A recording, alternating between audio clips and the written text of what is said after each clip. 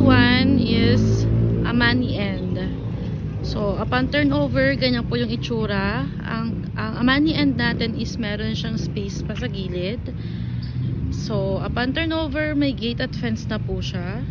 Ang kanyang floor area is 36. Lot area is 55. Depende po yan sa availability. Kung may mas malaki po na lot area, iba rin po yung price natin. So, lupa po to pag na-turnover. As is po, may pintura na sa labas at loob ng bahay. Kung ano po yung nakikita po nila ngayon, ganun po yung turnover.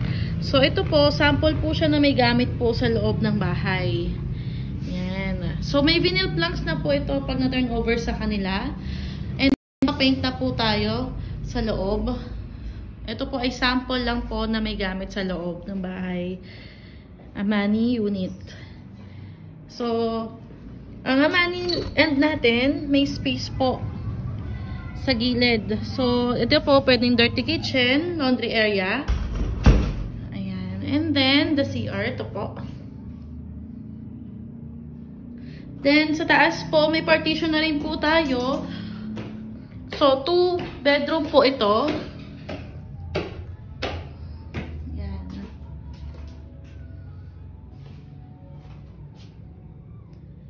Siya.